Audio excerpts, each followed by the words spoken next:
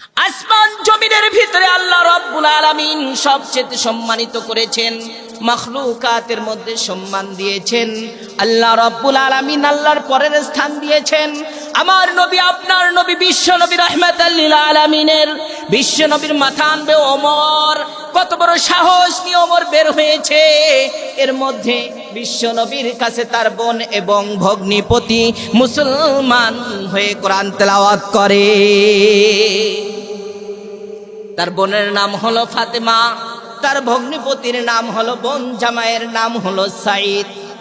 দুজনে কোরআন তেলাওয়াত করে। কিছুদিন আগে মুসলমান হয়েছে। আবু বকর রাদিয়াল্লাহু তাআলা আনহু মুসলমান হওয়ার পরেই ফাতিমা মুসলমান হয়েছে। ফাতিমা হলো ওমরের বোন।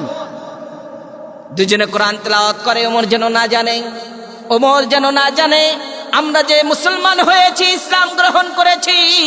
আমার ভাই ওমর যদি জানতে পারে তাহলে আমাদের রাখবে না, আমাদের উপর অনেক টর্চারিং করবে।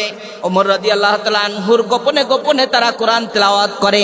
রাস্তা দিয়ে যাওয়ার সময় নাইম নামক একজন বন্ধু, ওমর রাদিয়াল্লাহু তাআলা আনহুর প্রিয় বন্ধু নাইম, দেখে তার ভগ্নিপতি সাইদ এবং ফাতিমা কোরআন তেলাওয়াত করে। সূরাতুত তাহা থেকে পবিত্র কোরআন তেলাওয়াত করেন, সূরাতুত তাওবা থেকে তেলাওয়াত করেন। এই তেলাওয়াতগুলো শুনে শুনে চিন্তা করলো ওমরকে খবরটা দেওয়া দরকার, ওমরের খবরটা দেওয়া দরকার। এখন ওমর রাদিয়াল্লাহু তাআলা তরবারি নিয়ে সেজে গুজে সেইভাবে বের হয়েছে। 200 উট আজকে গিফট পাবে, বিশ্বনবীর মাথাটা নিয়ে আসবে। বের হওয়ার পর প্রতিমধ্যেই নাইমের সাথে দেখা। নাইম বলল, দোস্ত তুমি কই যাও? এত সাজগুজ করে কোথায় যাচ্ছ? কি তোমার রাগান্বিত চেহারা আর ভয়ঙ্কর রূপ, এই রূপ নিয়ে কোথায় যাও? এখন ওমর রাদিয়াল্লাহু তাআলা আনহু বললে, বন্ধু সাইড হয়ে যাও, সাইড হও। এতদিন কোনো প্রশ্ন করলে ওমর এমন রাগান্বিত হয় নাই, কারণটা কি? এত ক্ষিপ্ত কেন? দোস্ত আমাকে একটু বলে যাও, কই যাচ্ছ তুমি? আমি যাচ্ছি আমাদের দুশ্মন, লাতুজ্জার দুশ্মন, কাবার দুশ্মন, ওই পাগল মুহাম্মাদের মাথাটা আনার জন্য। বলেন না নাউজুবিল্লাহ। মানুষের যখন মানুষকে হত্যা করার নিয়ত করে, মানুষকে যখন মারার নিয়ত করে, চুরির নিয়ত করে, জেলার নিয়ত করে, তখন তার ঈমানটা থাকে না। মুসলমানেরও কি থাকে না? ঈমান থাকে না। ঈমানটা মাথায় ঝুলতে থাকে। এই জন্য মানুষ যখন ক্ষিপ্ত হয়ে যায় নিজের বাবাকেও চেনে না, সেই জন্য বাবার মাথায়ও আঘাত করে। ঠিক কিনা বলেন? এই রাগটা এত দূর নিয়ে যায় মানুষকে। এই গজব আর রাগ, গোসা আপনার সবকিছু হারিয়ে ফেলে। ওমর নিজের বিবেক হারিয়ে ফেলেছে। জবান এমন দামি জিনিস, আল্লাহ এই জবান আপনাকে দিয়েছেন, আমাকে দিয়েছেন। জবান দিয়ে ছোট্ট কথার কারণে আপনি বেঈমান, জবান দিয়ে একটা কথা বলার কারণে আপনি জাহান্নামী। আর এই জবান দিয়ে শুধু বলবেন লা ইলাহা ইল্লাল্লাহ, আপনার জন্য 8টি জান্নাত প্রস্তুত হয়ে যাবে। বলেন সুবহানাল্লাহ। জবানের এত দাম। বলুন, আজকে আমি একটু অসুস্থ, আমার একটু গলা ব্যথা, চোখ ব্যথা, হাত পা ব্যথা, ডেঙ্গু হয়েছে আপনার, নাউজুবিল্লাহ, আল্লাহ মাফ করুক। এখন ডেঙ্গু জ্বরে আক্রান্ত, আপনার সর্বশরীরে ব্যথা। ঠিক কিনা বলেন? নানান ব্যথায় আক্রান্ত আপনি, তাহলে ব্যথা হয়। আচ্ছা বলুন তো, যে এত অসুস্থতার মাঝেও আপনার জিহ্বাটা কি ব্যথা হয়? কথা বলেন, ব্যথা হয় না? জিহ্বাটা ব্যথা হয় না। কারণটা হলো 18 বছর আইয়ুব আলাইহিস সালাতু ওয়াস সালামের পোকা ধরেছিল শরীরে। 18 বছর, মতান্তরে 7 বছর। এই 7 বছর আর 18 বছরের অসুস্থতা, এরপরও সব অঙ্গ অকেজ হওয়ার পরেও কোন অঙ্গটা সতেজ ছিল? কথা বলেন, কোন অঙ্গ? জিহ্বা।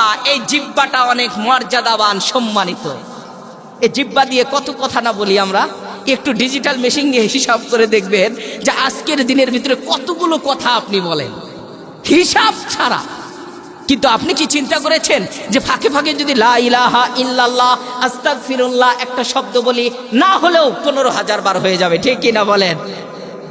এই জিহ্বা এত দামি, এত সম্মানিত জিহ্বা, এত মর্যাদাশীল জিহ্বা। এই জন্য রাসূল সাল্লাল্লাহু আলাইহি ওয়াসাল্লাম বলেছেন, তোমার জবানটাকে হেফাজত করো। জবানকে কি করো? হেফাজত করো। এই 2 ঠোঁট আর 2 রান, 2 ঠোঁট 2 রান। রাসূল সাল্লাল্লাহু আলাইহি সাল্লাম বলেছেন এর মাঝখানে যে জিনিসটা রয়েছে এইটা যদি তুমি হেফাজতের দায়িত্ব নিতে পারো তোমার জান্নাতের টিকিট আমি রাসূল দিয়ে দেব। বলেন সুবহানাল্লাহ। এর মানে আপনার লজ্জা স্থানের হেফাজত আর আপনার জবানের হেফাজত। এই জবানে আমরা অনেক কথা বলে ফেলি। নারীরা দেখবেন স্বামীদেরকে নানান ভাষায় বলে, ঠিক কিনা বলেন? কয়েকটা কথা বলার দরকার ছিল, কেমনে বলি, লজ্জার বিষয়। আবার তুমি কোনো মাইন্ডেই নিবে নাকি, মানে বলে নাই কিন্তু। এরপরে এখন আপনি সারাদিন কাজ করার পর আসছে কথাটা বলছে আপনাকে, কেমনে বলি, কিভাবে বলি? আচ্ছা বলো না কিভাবে বলি। আপনার মায়ের কথা বললে তো আপনার মাইন্ডে লাগবে, কারণ আপনি তো মাকে ভালোবাসেন। আচ্ছা বলো না, আচ্ছা কি বলবো আর তোমার ভাইয়ের কথা বলেই ফেলি। এরপরে আবার বসে আছে, কি ব্যাপার আশ্চর্য, বলো না, বললে বা আবার কিছু হয় কিনা। আচ্ছা বলো না, মানে এই বলতে বলতে আপনার মায়ের মধ্যে আপনার ডিভাইডিং তৈরি করে দিবে, ঠিক কিনা বলেন? আপনার স্ত্রী এইভাবে বলতে বলতে আপনার ভাই ভাইয়ে যুদ্ধ লাগাবে। এই জবানটা এমন জিনিস, এই জবান দিয়ে জীবনটা বেশি করি আমরা, দোষটা চর্চা করি মানুষ। এই জবান দিয়ে ছোট্ট একটা কথার কারণে আপনি জান্নাতি হবেন, ছোট্ট একটা কথার কারণে জাহান্নামী হবেন। এই জবানের শুধু ছোট্ট একটা শব্দের কারণে দুনিয়ার ভিতরে অপমান হবেন, ঠিক কিনা বলেন? এখন এমনি মজাক করেও যদি বলেন যে রাজাকার, মজাক করে বলছেন, এটারও পরিণাম আপনার খারাপ হতে পারে, ঠিক কিনা বলেন? এই জন্য জবানের অনেক দাম, জবানের অনেক দাম। ওমর বললে জবান দিয়ে বলেছে মুহাম্মদকে আমি কি করব, মাথাটা কাটব, জবান হেফাজত করব আমরা। এখন ওমরের সাথে দেখা হওয়ার পর বলল, আচ্ছা তুমি বিশ্বনবীর মাথা কাটবে, ঠিক আছে কথা, কিন্তু এর আগে তোমার তো মাথায় রাখা দরকার যে তোমার বোন আর তোমার ভগ্নিপতি বোন জামাই তো কালিমা পড়ে মুসলমান হয়েছে। এখন এই রাস্তা ধরে ওমর যাওয়ার পথে রাস্তা চেঞ্জ করে ফেলল। এত বড় সাহস, আমি যার জন্য মাথা কাটবো আর তার হাতেই বায়াত গ্রহণ করেছে, কালিমা পড়েছে, বোনটাকে আগে সাইজ করে আসি। এখন ঘরে যাওয়ার জন্য রওনা, তার বোনের বাসায় চলে গেল। যাওয়ার পর দূর থেকে শুনে সূরাতুত তাওবা থেকে তেলাওয়াত করে সূরা তাহা, সূরাতু ইয়াসিন তেলাওয়াত শুরু হয়ে গেল। ইয়াসিন ওয়াল কুরআনিল হাকীম, এই তেলাওয়াত গুলো কানের মধ্যে বাজে আর চিন্তা করে এমন একটা হাকিম আর এমন একটা ডাক্তার, বাদশার কিতাব, জালিকাল কিতাবুল্লাহ রাইবা ফি, কোনো সন্দেহ নাই এই কিতাবের মধ্যে এমন তাফসীর আর তরজমা তো তারা আরবি ভাষী, সবকিছু বুঝে বোনের বাসায় ঢুকে গেল। এরপরেও তো আবু জেহেলের সেই ফরমান অনুযায়ী মাথা গরম, এই জন্য সর্বপ্রথম বোনের মাথায় গিয়ে আঘাত করলো। আঘাত করার পর বলল, তোমরা বেদিন হয়ে গিয়েছ। কি হয়েছে? বেদিন। আসলে বেদিন হয়েছে না। ভয়ে আবু সাইদ খাটের নিচে ঢুকিয়ে গেল। ওমর ফারুক এসেছে, খাত্তাবের ছেলে এসেছে, লাজ্জাতের নাতি এসেছে, এমন দূর সাহসী ওমর এসেছে, খুঁজে কোথাও পায় না। সেখান থেকে তাকে বের করা হলো। বের করার পর তার উপরে এমন ভাবে নির্যাতন আর এমন ভাবে প্রহার করা হলো, তাফসিরে এসেছে সাইদের পা থেকে মাথা পর্যন্ত রক্তে রঞ্জিত হয়ে গেল। বনে দেখে এমন অবস্থায় যদি মারতে থাকে তাহলে আমার স্বামী তো পৃথিবীর জমিন থেকে চলে যাবে। এই জন্য তার পূর্ণ শরীর দিয়ে ঢেকে নিল।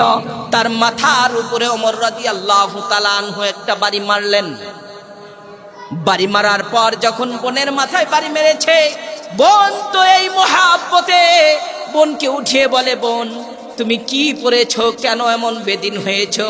কয়, ভাই আমি বলতে পারবো না, আমি এইটুকু বলি এমন একটি বই পড়তেছি, এমন একটি কিতাব পড়ি, এমন একজন মানুষের কাছে আমরা ইসলাম গ্রহণ করেছি, বাস্তবেই সত্য, তার কথা যদি মানি তাহলে আশা করি আল্লাহ আমাদের ওপারে নাজাত দিবে। সুবহানাল্লাহ। এখন ওমর তো দুহাত তুলে বিশ্বনবী দোয়া করেন, দোয়া করে বলেন, মালিক দুই ওমরের এক ওমরকে তুমি কবুল করে নাও। তাফসিরে এসেছে হয় আবু জেহেল অথবা ওমরকে তুমি কবুল করো। আল্লাহ রাব্বুল আলামিন এই দোয়াকে কবুল করলেন, সঙ্গে সঙ্গে ওমর রাদিয়াল্লাহু তাআলা আনহুর কলবের মধ্যে হেদায়েত দিয়ে দিলেন। সুবহানাল্লাহ। এক নাম্বার হলো বিশ্বনবীর দোয়া, দুই নাম্বার হলো কোরআনের ছোঁয়া। এক নাম্বার কি? বিশ্বনবীর দোয়া, দুই নাম্বার কোরআনের ছোঁয়া, কোরআনের স্পর্শ, এই কোরআনের ধাক্কা কলবে লেগেছে। তিন নাম্বারে হলো আবু সাঈদ এবং বোনের এবং হলো নাঈমের পরামর্শ এবং স্বার্থ ত্যাগ। এই তিনটা কারণে কলবের ভিতরে আল্লাহ ইমানটা বসায় দিলেন। বিশ্বনবী বলেছেন দুই ওমরের মধ্যে এক ওমরকে কবুল করো। ইসলামের রৌনকের জন্য, ইসলামের তারাক্কির জন্য, ইসলামের প্রচারের জন্য মালিক তুমি একজনকে কবুল করো। আল্লাহ ওমরকে কবুল করলেন। বিশ্বনবীর দোয়া কবুল হলো।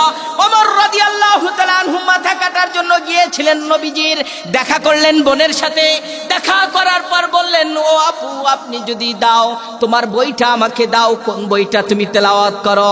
তার বোনে বলল, ও ভাই ওমর, তুমি এই কোরআনকে নাপাক অবস্থায় ধরতে পারবে না। সুবহানাল্লাহ বলেন। কোরআন ধরার জন্য আপনি শুরুতে নিজেকেই চেঞ্জ করতে হবে। এই জন্য ওযু করলেন। ওযু করার পর পবিত্র কোরআনটা হাতে নিলেন।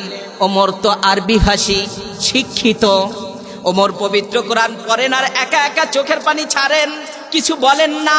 তার বোনকে বলে, ও আমার বোন, তুমি কষ্ট করে আমাকে একটু ধরে ওই বিশ্ব নবীর কাছে নিয়ে চলো। সুবহানাল্লাহ বলেন। আবু বকর পাশে বসা, বিশ্বনবীর সাহাবীরা বসা, দারুল আরকামের ভিতরে বসে আলোচনা করতেছেন। এর মধ্যে দেখে সেই ধুধু মরুভূমির মধ্যে একজন পলোয়ান আসতেছে খোলা তরবারি সাথে করে নিয়ে। এখন আবু বকর বসে কয়, ইয়া রাসূলুল্লাহ, অবস্থা বেশি ভালো না, দেখেন না কি অবস্থা। ওমর আসতেছে। ওমর কিন্তু আসলেই খুব মারাত্মক একজন লোক। আসতেছে ওমর। আল্লাহর নবী তো অপেক্ষায় জিবরাইলের। জিবরাইল কখন আসবে? জিবরাইল বিশ্ব নবীকে বলে, ইয়া রাসূলুল্লাহ, আপনার কোনো চিন্তা নাই, ওমর আসবে কালিমা পড়ার জন্য। ওমর